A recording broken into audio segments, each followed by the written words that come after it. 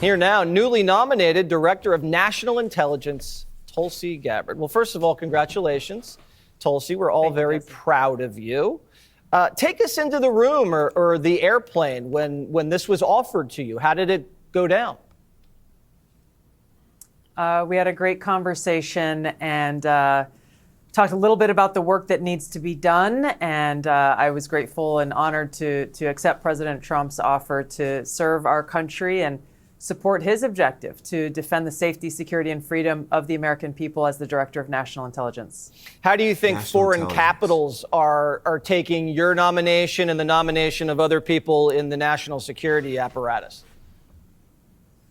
It's a good question. I think President Trump has already shown how active he has been in not waiting around for day one on January 20th or 21st, but he's already leading. He's already engaging with so many of these world leaders around the world on the phone constantly. And he. The reason why he's so active this time, as opposed to, I will say, believe last times, and I heard him say this in an interview, last time when he became president, he didn't know what he was doing.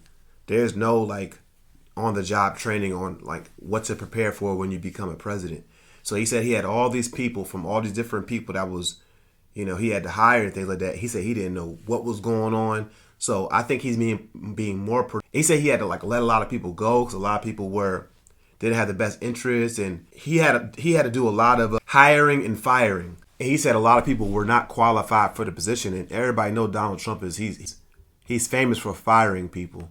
But he said he had to. But he said it took him 2 years to get through all the BS and all the people who weren't supposed to be there. He said something like that. But now he has experience, so he's not going to make the same mistakes he did last time. He's getting it's almost like he's rounding up the Avengers or something like that. You know what I'm saying? Way before the date and going from there. Showing the kind of leadership that the American people voted for. Do you expect resistance from the inside? Because there was a lot of resistance in the first term, and how would you deal with that? The American people delivered quite an incredible mandate for change in this election, with the popular vote and the electoral vote overwhelmingly saying, hey, we want Donald Trump as president, and we've had enough of the Harris-Biden regime. Of course, there's going to be resistance to change from the swamp in Washington. I think that's kind of the point. The American people are saying, hey, stop looking at yourselves, stop focusing on your own power, your own position, your own bank accounts. How about we have leaders in Washington who are actually looking out for the American people?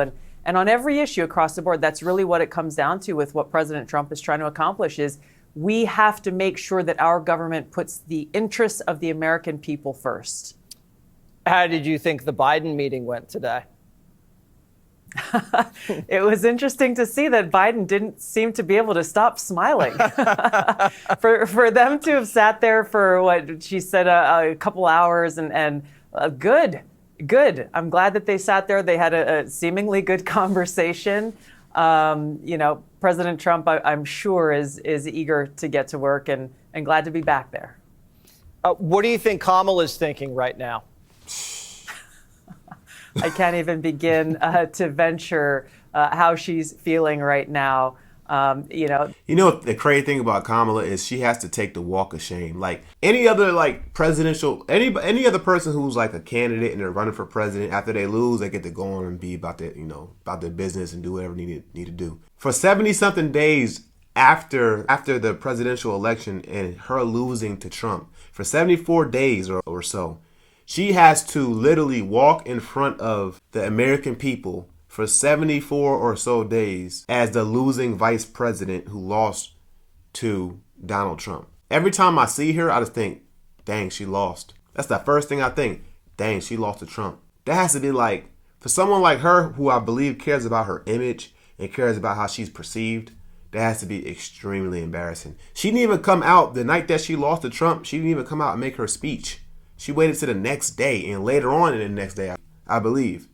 But I know for a fact she did not come out that day, that night. And all her supporters were outside and everything, and she did not even come outside. That got to be embarrassing, bro. So embarrassing. The amazing thing is, what I hope the American people are feeling is a sense of hope. And frankly, Jesse, I've been heartened to see how engaged people continue to be, even though the election is over. that they're really looking forward to making sure that their voices are continued to be heard as we go through these next couple of months, as President Trump takes office, as he begins to lead this significant change in our government.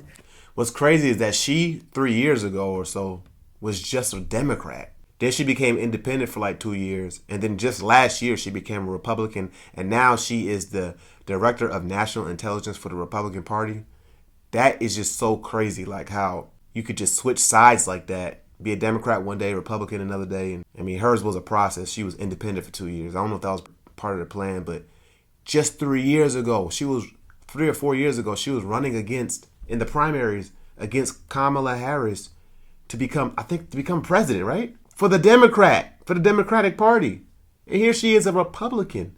To me, this is what an active and thriving democratic republic looks like. It's not just centered around an election every 2 years or every 4 years. It's going to continue to require an active populace in this country in order to bring about this kind of change that makes sure we have truly a government of, by, and for the people. And you're going to be very active working alongside this team. You got Waltz, you got Radcliffe, you got Pete Hegseth, Marco Rubio. How excited are you? And what are the? I told you they like rounding up the Avengers or something like that, man. And I'm not saying Avengers in the sense of like I like all those people, because I don't actually know about all these people. I've been a Democrat for so long, and now I'm not really a Democrat, that when I hear these names, a negative connotation automatically I think of a negative. It's like Marco Rubio, DeSantis, and all these people. I've only heard negative stuff about them because I've been only around Democrats. And so like what I mean by rounding up the Avengers, like if I was a Democrat, it would be like really like they're rounding up all the villains. But I'm not a Democrat anymore. And I also don't proclaim to be a Republican, even though I support Donald Trump more than I support the Biden administration. I'm still not a Republican. Just give me the policies that line up with what I believe in, and I'll switch sides. I'll bandwagon at any time, bro. I'm not going to lie. I'm not loyal to no political party. What I'm loyal to is the policies that actually benefit my family. But yeah, they got all those people. And I already know about her. Like I heard she's super smart, which is probably why she's the director of national intelligence. The plans. I think a lot of us, I think we're all eager to get to work. Yeah. There is so much to be done. Meetings have already begun.